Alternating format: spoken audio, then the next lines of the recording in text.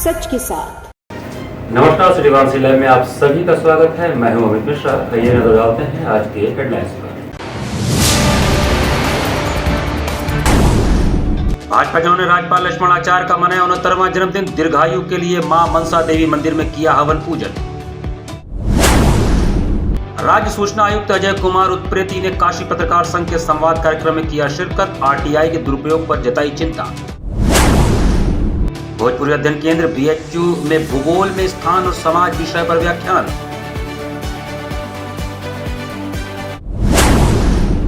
और स्वामी विवेकानंद मेमोरियल राजकीय चिकित्सालय पर विशेष संचारी रोग नियंत्रण अभियान का शुभारंभ। और अब समाचार विस्तार से। काशी पत्रकार संघ में संवाद कार्यक्रम में राज्य सूचना आयुक्त अजय कुमार उत्प्रेती ने आरटीआई को खोजी पत्रकारिता के लिए महत्वपूर्ण बताया। उत्तर प्रदेश के राज्य सूचना आयुक्त अजय कुमार उत्प्रेती ने आरटीआई सूचना का अधिकार अधिनियम को पत्रकारों के लिए खोजी पत्रकारिता की दृष्टि से बहुत महत्वपूर्ण बताया। उन्होंने कहा कि इस अधिनियम का उद्देश्य नागरिकों को सशक्त बनाना, सरकार के काम में पारदर्शिता लाना और भ्रष्टाचार पर नियंत्रण करना है। साथ ही आरटीआई के दुरुपयोग पर भी उन्होंने चिंता जाहिर की। श्री उत्प्रेती मंगलवार को काशी पत्रकार संघ की ओर से पराक्रम स्मृति भवन में आयोजित संवाद कार्यक्रम के तहत पत्रकारों का सक्षम सारथी आरटीआई विषय पर विचार व्यक्त कर रहे थे। उन्होंने कई उदाहरण प्रस्तुत करते हुए कहा कि सूचना के अधिकार का उपयोग वर्तमान में बढ़ा है, लेकिन इसका और विस्तार होना चाहिए। उन्होंने बताया कि विवेचना अधिकारी का विशेषाधिकार होता है, फिर भी हमारी कुछ सीमाएं हैं। आरटीआई के तहत सूचनाएं देने में दक्षिण के राज्यों की स्थिति बेहतर है। इस अधिनियम के लागू होने से पहले संबंधित अधिकारी या विभाग सूचनाएं देने में हीला हवाली करते थे, लेकिन अब ऐसा नहीं है। इस अधिनियम के सही ढंग से क्रियान्वित होने के चलते इसके उद्देश्य को प्राप्त करना अब सरल हो गया है। सूचनाएं देने में विभाग या अधिकारी कार्रवाई के डर से लापरवाही नहीं करते हैं। अब सूचनाएं 100% लोगों को मांगने पर उपलब्ध कराई जा रही हैं। उन्होंने पत्रकारों की जिज्ञासाओं का निराकरण भी किया। उत्प्रेती ने समाचारों के संदर्भ में आरटीआई के अधिक से अधिक उपयोग के लिए पत्रकारों को प्रेरित किया। कहा कि आप सूचनाएं मांगें तो जवाब मिलेगा और इससे आपको खुशी का भी अनुभव होगा। इस मौके पर योगेश कुमार गुप्त, सुभाष चंद्र सिंह, संघ के उपाध्यक्ष उमेश गुप्त, कोषाध्यक्ष पंकज त्रिपाठी, शैलेश चौरसिया, चंदन रूपानी, कैलाश यादव, वाराणसी प्रेस क्लब के मंत्री विनय शंकर सिंह, कृष्ण बहादुर रावत, देव कुमार केसरी, विमलेश चतुर्वेदी, मुन्नालाल साहनी, आशुतोष पांडे, विजय शंकर गुप्ता सहित जिला सूचना अधिकारी सुरेंद्र लाल, सूचना प्रभारी अनिल कुमार श्रीवास्तव आदि उपस्थित थे। धन्यवाद ज्ञापन संघ के अध्यक्ष डॉक्टर अत्रि भारद्वाज, संचालन महामंत्री अखिलेश मिश्र ने किया। आरटीआई जो है वो सारथी है पत्रकारों का। तो सारथी का काम क्या होता है? जो धनुषधर है या जो रथ पे सवार है उसको अच्छी तरह से दिशा देते हुए गंतव्य तक पहुंचा देना। तो इस विषय में मेरा ये मानना है कि अगर पत्रकार जो है आरटीआई का ज़्यादा से ज़्यादा इस्तेमाल करें तो उनकी जो रिपोर्टिंग है उसमें बहुत ज़्यादा धार आ सकती है। और जो सूचनाएं पहले मान लीजिए जब एक्ट नहीं रहा होगा उनको संकलित करने में समय लगता होगा, वो बड़े कम समय में कम ऊर्जा के साथ जो है उनको मिल सकती है। क्योंकि ये एक एक्ट है जिसके तहत जन सूचना अधिकारियों की ये बाध्यता हो जाती है कि वो सूचनाएं जो है उनको दें। और इसके तहत अभी मैंने कुछ घोटाले गिनाए जो कि राष्ट्रीय स्तर पे उजागर हुए आरटीआई के माध्यम से। और आगे भी पत्रकार जो है, चाहे ज़िले की पत्रकारिता हो, चाहे गांव की पत्रकारिता हो, चाहे शहर की पत्रकारिता हो, तो उसमें ज़्यादा से ज़्यादा आरटीआई मांग के वो घोटालों का पर्दाफाश कर सकते हैं। और एक तरह से ये समाज की एक बहुत बड़ी सेवा है और अपनी रिपोर्टिंग में बहुत अच्छी धार पैदा कर सकते हैं। स्वामी विवेकानंद मेमोरियल राजकीय चिकित्सालय पर विशेष संचारी रोग नियंत्रण अभियान का शुभारंभ हुआ। मंगलवार को भेलूपुर स्थित स्वामी विवेकानंद मेमोरियल राजकीय चिकित्सालय पर विशेष संचारी रोग नियंत्रण अभियान का शुभारंभ समारोह आयोजित हुआ। इस कार्यक्रम के मुख्य अतिथि कैंट विधायक सौरभ श्रीवास्तव ने इस अवसर पर कहा कि प्रधानमंत्री की प्रेरणा और मुख्यमंत्री योगी आदित्यनाथ के मार्गदर्शन से सभी लोगों को बेहतर चिकित्सा एवं स्वास्थ्य सुविधाएं प्रदान की जा रही हैं। जनपद प्रशासन व विभिन्न विभागों के साथ ही जनप्रतिनिधि भी इस अभियान को सफल बनाने के लिए पूरा जोर देंगे। अभियान में डेंगू व अन्य बीमारियों की रोकथाम के लिए एंटी लार्वा छिड़काव, फॉगिंग, स्वच्छता, साफ सफाई आदि का ध्यान रखा जाएगा। जल जमाव की स्थिति, गंदगी, कचरा आदि को भी दूर किया जाएगा। जांच व उपचार के साथ आवश्यक दवा भी प्रदान की जाएगी। नगर की झुग्गी झोपड़ी व स्लम एरिया में विशेष रूप से स्वच्छता अभियान चलाया जाएगा। कीटनाशक रसायनों का छिड़काव, मच्छरों के प्रजनन स्थानों का विनष्टीकरण आदि सोर्स रिडक्शन का कार्य किया जाएगा। उन्होंने जनमानस से अपील की है कि डेंगू का मच्छर दिन में ही काटता है तथा इससे बचाव के लिए पूरे शरीर को ढकने वाले कपड़े पहने, मच्छर रोधी क्रीम का इस्तेमाल करें, सोते समय मच्छरदानी का प्रयोग करें। इस अवसर पर सीएमओ संदीप चौधरी ने बताया कि इस अभियान में स्वास्थ्य विभाग नोडल विभाग रहेगा। नगर निगम, पंचायती राज, पशुपालन विभाग, महिला एवं बाल विकास विभाग, शिक्षा विभाग, दिव्यांग जन कल्याण विभाग, कृषि एवं सिंचाई विभाग सहित 10 विभाग आपसी समन्वय बनाकर अभियान को सफल बनाएंगे। सीएमओ ने कहा कि अभियान को लेकर अधिक से अधिक प्रचार प्रसार का कार्य कराया जाएगा। इसमें जनप्रतिनिधियों, प्रभावशाली व्यक्तियों, विभिन्न संस्थाओं के साथ ही जनमानस का भी सहयोग लिया जाएगा। अभियान का शुभारंभ कैंट विधायक और सीएमओ ने हरी झंडी दिखाकर किया। हम लोग क्षेत्र में निकल रहे हैं, घर घर में कोई बीमार मिल रहा है, लेकिन मित्रों चिंता करने की आवश्यकता नहीं है। केंद्र और प्रदेश की भारतीय जनता पार्टी की सरकार इन बीमारियों और आपके बीच में सीना तान के खड़ी है। हमने तय कर लिया है कि इन बीमारियों से आपको सुरक्षित रख के दम लेंगे। विभिन्न मीडिया रिपोर्ट तथा उच्च स्तर से प्राप्त निर्देशों के आधार पर 3 सदस्यीय राज्य स्तरीय दल ने 2 व 3 अक्टूबर को वाराणसी के विभिन्न चिकित्सालयों का निरीक्षण किया। वाराणसी जनपद पूर्वी उत्तर प्रदेश के प्रमुख जनपदों में सम्मिलित है तथा आसपास के अनेक जनपदों में विभिन्न रोगों के रोगी बेहतर स्वास्थ्य सुविधाओं की उपलब्धता की वजह से वाराणसी नगर के विभिन्न चिकित्सालयों में उपचार के लिए नियमित रूप से आते हैं। वाराणसी जनपद में स्वास्थ्य सेवाओं की उपलब्धता एवं गुणवत्ता, औषधियों एवं शैय्याओं की उपलब्धता इत्यादि की स्थिति की निरंतर उच्च स्तरीय निगरानी की जाती है। राज्य स्तर पर प्राप्त विभिन्न मीडिया रिपोर्ट तथा उच्च स्तर से प्राप्त निर्देशों क्रम में एक राज्य स्तरीय 3 सदस्यीय दल ने 2 व 3 अक्टूबर को जनपद के विभिन्न चिकित्सालयों में बुखार के रोगों की स्थिति का आकलन करने के लिए भेजा गया। दल में डॉक्टर के एम तिवारी, निदेशक संचारी रोग, डॉक्टर विकासेंदु अग्रवाल, राज्य सर्विलांस अधिकारी तथा डॉक्टर पंकज गुप्ता, फिजिशियन लोक बंधु राजबंधु चिकित्सालय लखनऊ सम्मिलित रहे।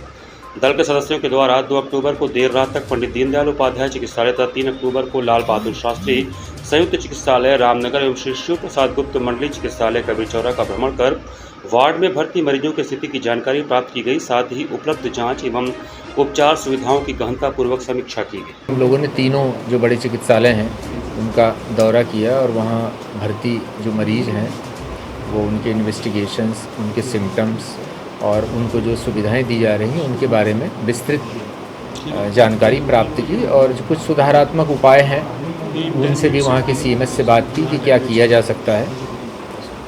और जहाँ तक स्पेसिफिक डेंगू की बात करें हम तो डेंगू के बहुत ज़्यादा पेशेंट नहीं हैं। जो डेंगू का पूरे प्रदेश में प्रकोप जिस तरह से है तो औसत से तो बनारस में कम ही है और बहुत ज़्यादा पेशेंट नहीं है। 2 जगह तो इकाई में ही हैं, एक जगह 13 पेशेंट हैं एसएसपीजी में, बाकी 12 हैं डेंगू के डीडीयू में और आरबीएल में 8 मरीज हमें मिले जो कि पॉजिटिव हैं। ज़्यादातर जो पेशेंट हैं वो नॉन स्पेसिफिक फीवर के ही हैं और इस डर से कि सब प्लेटलेट कम हो गई है, प्लेटलेट की हमें आवश्यकता पड़ सकती है या प्लेटलेट हमारी बढ़नी शुरू हो तब हम घर जाएं, वो इसलिए एडमिट है। अदरवाइज़ वो ठीक हैं और वो अगर उनकी प्रॉपर काउंसलिंग की जाए और उनको समझाया जाए कि डेंगू इतना खतरनाक नहीं है और प्लेटलेट चढ़ना जो है वो कोई आवश्यक नहीं है कि प्लेटलेट चढ़वाएं तो वो उनकी छुट्टी भी की जा सकती है, घर जाएं। तो थोड़ा सा हम इस तरह के भी एक प्लान जो है उसको यहाँ पे मूर्त रूप देंगे कि हर हॉस्पिटल में एक डेंगू का एडमिशन प्रोटोकॉल लगे और एक डिस्चार्ज प्रोटोकॉल लगे जिससे पेशेंट खुद एजुकेट हो सके कि अब हम ठीक हैं, हमारी इतनी प्लेटलेट्स है। हमें प्राइवेट में या किसी और लैब ने अगर बताया है कि तुम्हें चढ़ने की ज़रूरत है तो वो स्वयं उसको पढ़ के वो स्वयं समझे कि नहीं ऐसी कोई ज़रूरत नहीं है और वो एडमिशन की संख्या भी कम होगी, हॉस्पिटल भी लोड भी कम होगा और मरीज़ थोड़ा सा उसमें डर फैक्टर ख़त्म होगा। वाराणसी को उत्तरी जोन में बेस्ट स्मार्ट सिटी का पुरस्कार मिलने पर अखिल भारतीय चौरसिया महासभा वाराणसी इकाई ने नगर आयुक्त श्रीपू गिरी को सम्मानित किया। वाराणसी नगर निगम के नगर आयुक्त श्रीपू गिरी को अखिल भारतीय चौरसिया महासभा वाराणसी इकाई के पदाधिकारियों ने इंडिया स्मार्ट सिटी कॉन्क्लेव 2023 में वाराणसी को उत्तरी जोन में बेस्ट स्मार्ट सिटी का राष्ट्रपति के हाथों अवार्ड मिलने पर सम्मानित करके चौरसिया समाज और शहर की जनता की तरफ से बधाई और शुभकामनाएं दी। कार्यक्रम में रूप से अखिल भारतीय चौरसिया महासभा के वरिष्ठ उपाध्यक्ष संतोष चौरसिया, संगठन मंत्री रामजी चौरसिया, अधिवक्ता नागेश्वर चौरसिया, सदस्य प्रशांत चौरसिया और आदित्य चौरसिया शामिल थे। इस अवसर पर शिपू गिरी ने सभी का आभार धन्यवाद व्यक्त करते हुए शहर की जनता से अपना सहयोग देकर शहर को साफ सुथरा और स्वच्छ बनाए रखने में सहयोग की अपील की। शहरी एवं आवास कार्य मंत्रालय भारत सरकार द्वारा इंदौर में आयोजित इंडिया स्मार्ट सिटी कॉन्क्लेव 2023 में वाराणसी को उत्तरी जोन में बेस्ट स्मार्ट सिटी का अवार्ड राष्ट्रपति द्रौपदी मुर्मू ने वाराणसी के स्मार्ट सिटी के सीईओ और नगर आयुक्त शिपू गिरी को देकर सम्मानित किया था। ब्रांड वाराणसी की पहचान विश्व में विरासत और विकास के साथ स्मार्ट सिटी के तौर पर होने लगा है। इस अवसर पर प्रत्येक मंगलवार को लगाने वाले जनसुनवाई कार्यक्रम के लोगों की समस्याएं भी सुनी गई। हमारा सम्मानीय हमारे शहर के लिए, संपूर्ण वाराणसी निगम के लिए काफ़ी प्राउड का विषय है, एक सम्मान का विषय है कि राष्ट्रपति महोदया ने सम्मानित किया। स्मार्ट सिटी में हमने प्रोजेक्ट्स काफ़ी अच्छे एग्जीक्यूट किए हैं, जैसे हमारा स्कूल्स हैं, पार्किंग प्लेसेस हैं, अंडरग्राउंड पार्किंग्स हैं। परंतु एक सबसे इम्पॉर्टेंट कंपोनेंट है जो हम लोगों ने देखा और बाकी के स्मार्ट सिटीज़ में से भी सीखा है।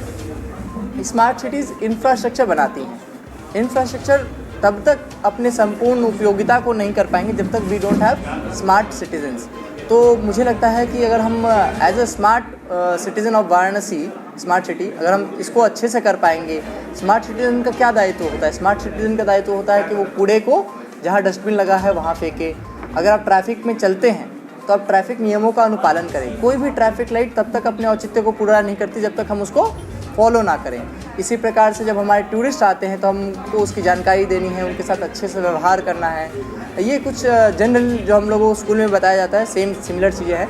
बाकी एक शहर के लिए बहुत ही उत्साह का क्षण था जो कि और पूरे नेशनल मीडिया में भी था। हमें भी बहुत अच्छा लगा कि हम शहर के कारण हमें अवार्ड मिला। में विषय की बात है कि हम लोग के काशी को स्मार्ट सिटी में प्रथम अवार्ड का जो है दर्जा प्राप्त हुआ, जिसके संदर्भ में हम लोग नगर निगम के नगर आयुक्त महोदय जी के पास आए, उनको बधाई एवं शुभकामनाएं दी और ये अपने हम लोग अपेक्षा जताया कि जिस प्रकार से हम लोग का स्मार्ट सिटी पहले स्थान पर है वो हमेशा इसी तरह बना रहे। भूगोल में स्थान और समाज विषय पर एक व्याख्यान का आयोजन भोजपुरी अध्ययन केंद्र बीएचयू में हुआ।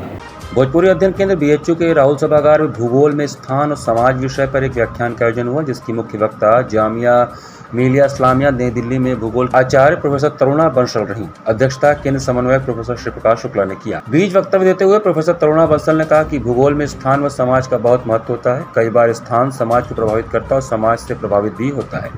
प्रोफेसर बंसल ने कहा कि भूगोल का मतलब महज नदी और नक्शा नहीं होता, इसका संबंध बृहत्तर पर्यावरण से भी होता है और आज के समय में भूगोल की चिंता में पर्यावरण को बचाना शामिल है। उन्होंने कहा कि स्थान को बदलना जरूरी है, लेकिन पर्यावरण की कीमत पर नहीं। अध्यक्षता करते हुए प्रोफेसर श्री प्रकाश शुक्ल ने कहा कि आज भूगोल का महत्व हर क्षेत्र में है। जनपदीयता में जिस भूमि, जन और उसकी संस्कृति की बात होती है, उसका भूगोल से गहरा रिश्ता है। खुद गांधी जी ने भूगोल के दायरे में पश्चिमी उपनिवेशवाद की आलोचना की थी और कहा था कि पूरी दुनिया को स्थान व समाज के विकास क्रम में पर्यावरण की चिंता करनी चाहिए। संगोष्ठी में आए अतिथियों का स्वागत करते हुए प्रोफेसर सरफराज आलम ने कहा कि भूगोल के भीतर स्थान समाज को रचता है और समाज स्थान को। संचालन डॉक्टर शिल्पा सिंह ने किया। धन्यवाद ज्ञापन डॉक्टर प्रियंका सिंह ने किया। कि जो भूगोल हमारा होता है उसमें स्थान का क्या महत्व है और समाज का क्या महत्व है। आप सब जानते हैं कि भोजपुरी रीजन एक जनपदीय क्षेत्र है और इसकी जनपदीयता में भूमि है, जन है और उसकी संस्कृति है। तो भूमि और जन दोनों से मिलकर के जो संस्कृति बनती है और संस्कृति हमारे समग्र भूगोल को कैसे प्रभावित करती है, इस व्याख्यान के माध्यम से हमें उसी को समझना है। और हमारे जो अन्य वक्ता हैं इस पर आज विस्तार से अपनी बात रखेंगे और इसके माध्यम से हम ये जानने की कोशिश करेंगे कि स्थान और संस्कृति का, स्थान और समाज का आपसी रिश्ता भी क्या है और स्थान किस रूप में समाज को बदलता है और समाज किस रूप में स्थान को बदलता है। यहाँ पर चला छोटा सा ब्रेक का, बने रहिए सिटी वाराणसी लाइव के साथ। वाराणसी लाइव, सच के साथ। 24 घंटा में वो लड़का अगर हमरा ना मिलल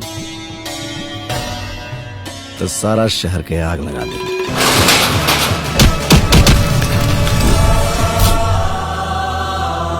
मन के भंवरा जेएमएस प्रस्तुत Shanti production script, producer Subhash Yadav. अगर कोनो भी सूरत में जनता के वोट देवे से रोकल गई तो हम बोलब ना, सीधा ठोको। डिजिटल पार्टनर फटाफट डिजिटल, HS पवन द्वारा निर्देशित प्रजातंत्र। आज वर्दी बोल रहा बा।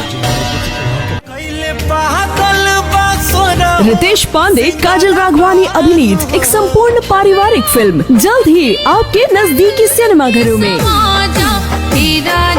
प्रजातंत्र, producer Subhash Yadav, digital partner फटाफट डिजिटल, HS पवन द्वारा निर्देशित और रितेश पांडे, आराधना मिश्रा और कल्पना जी के सुरीले गानों से सजी एक संपूर्ण पारिवारिक फिल्म सच के साथ। ब्रेक के बाद आपका स्वागत है।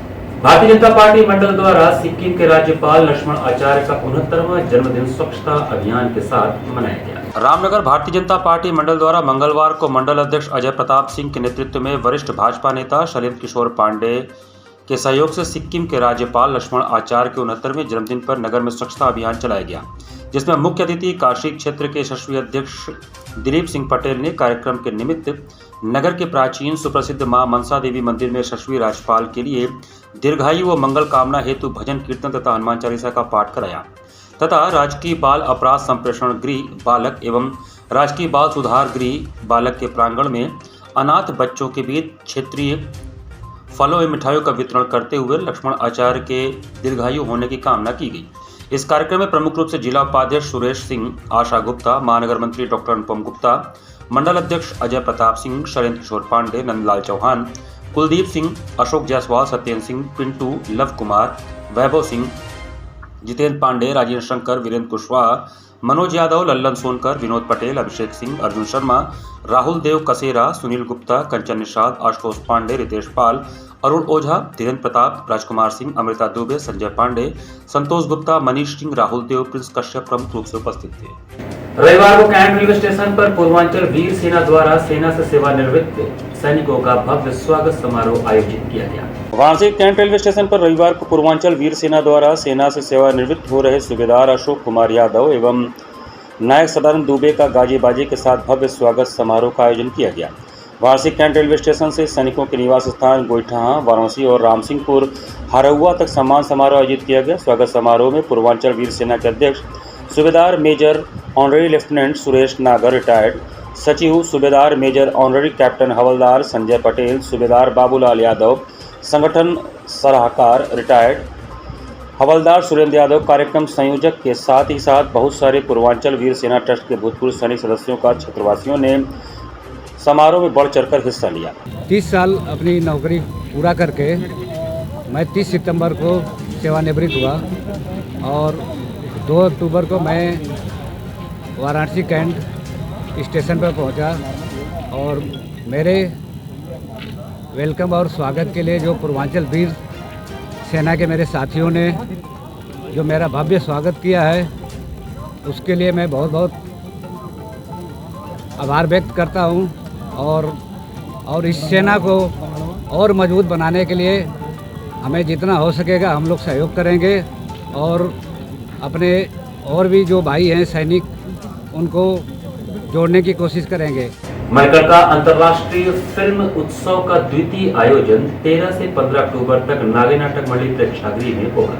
बनारस सांस्कृतिक, धार्मिक एवं आध्यात्मिक उत्सव के लिए तो विश्व प्रसिद्ध है ही, किंतु पिछले वर्ष बनारस की पावन भूमि पर एक और उत्सव की शुरुआत हुई जो अपने प्रथम वर्ष से ही वैश्विक स्तर पर स्थापित हो गया। मणिकर्णिका अंतर्राष्ट्रीय फिल्म उत्सव का प्रथम वर्ष सफल रहा, जिसमें भारत समेत 14 अन्य देशों की 60 फीचर फिल्म एवं लघु फिल्मों का 4 दिवसीय प्रदर्शन किया गया और साथ ही सिनेमा के विभिन्न विभागों को 26 पुरस्कार दिया गया। इसके अलावा स्थानीय प्रतिभा को प्रोत्साहित करने के लिए पूर्वांचल श्रेणी में 3 पुरस्कार दिए गए थे। विगत वर्ष की तरह इस वर्ष भी बनारस में मणिकर्णिका अंतर्राष्ट्रीय फिल्म समारोह का आयोजन मणिकर्णिका फिल्म फेस्टिवल ट्रस्ट एवं नागे नाटक मंडली ट्रस्ट के संयुक्त तत्वावधान में नागे नाटक मंडली प्रेक्षागृह में हो रहा है। इस संदर्भ में मंगलवार को आयोजित एक प्रेस वार्ता में आयोजन समिति के लोगों ने बताया कि 13 अक्टूबर से 15 अक्टूबर तक चलने वाले इस फिल्म समारोह में भारत सहित 18 देशों की लगभग 20 फीचर फिल्म एवं 36 लघु फिल्मों का प्रदर्शन किया जाएगा, जो प्रतिदिन प्रातः 10 बजे से रात्रि 8 बजे तक चलेगा।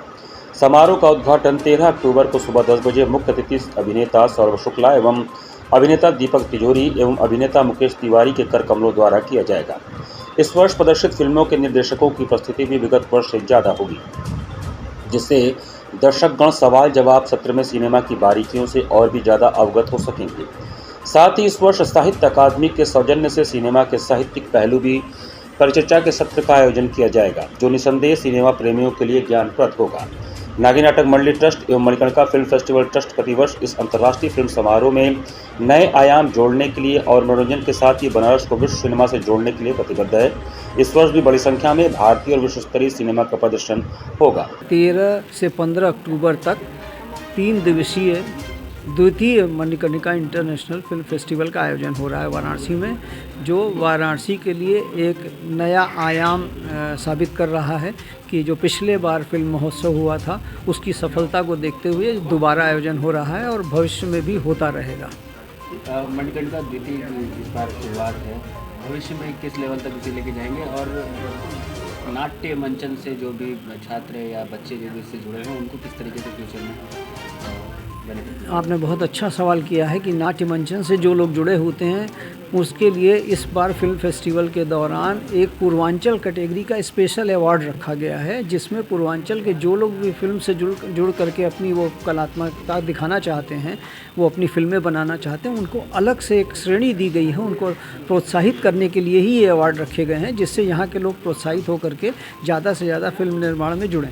कर्णिका 2 के लिए हम सब तैयार हैं, हमारी पूरी टीम तैयार है और अब हम बनारस की जनता से निवेदन कर रहे हैं कि वो सब 13 तारीख को 10 बजे टाइम बिल्कुल नोट कर लें, आ जाएं, अधिक से अधिक संख्या में आएँ और बता दें कि ये बनारस में फेस्टिवल नहीं हो रहा है, बनारस का फिल्म फेस्टिवल हो रहा है, तो सभी बनारसी आए हैं यहाँ पे। सुमित जी, 1 के बाद 2 की तैयारी है, क्या कमियाँ थी जो इसमें सुधार करना है? कमियाँ पिछली बार भी नहीं थी, हाँ हमने और क्वालिटी और उत्कृष्ट किया है। जैसे ही आपका फेस्टिवल पुराना होते जाता है, आपके पास जो फेस्टिवल्स में जो एंट्रीज आती हैं फिल्म के, उसकी जो है उत्कृष्टता बढ़ते चली जाती है। तो इस बार पिछले बार से ज़्यादा बेहतर फिल्में आई हैं हमारे पास।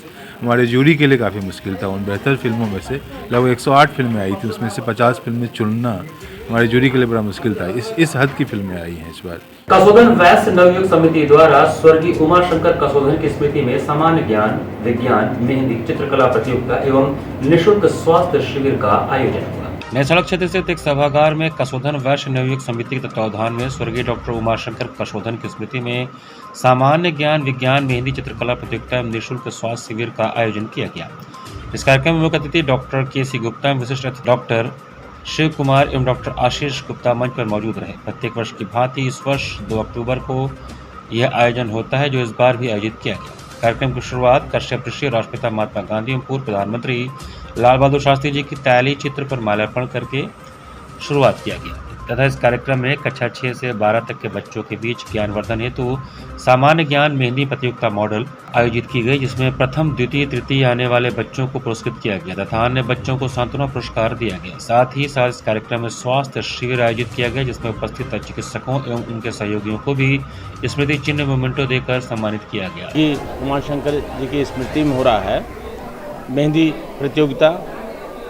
कक्षा 1 से लेकर के इंटर तक के बच्चों का जीके का प्रतियोगिता है और साथ में स्वास्थ्य परीक्षण के उसमें आई सर्जन और orthopaedic surgeon, general physician, pathology, वो सारा ग्रुप जो है आकर के स्वास्थ्य परीक्षण भी किया और वो भगवान दया से बड़ा अच्छा सफल रहा है। इसी के साथ श्री वाराणसी लाइव का ये संस्करण हम समाप्त करते हैं। मुझे दीजिए आज्ञा, नमस्कार।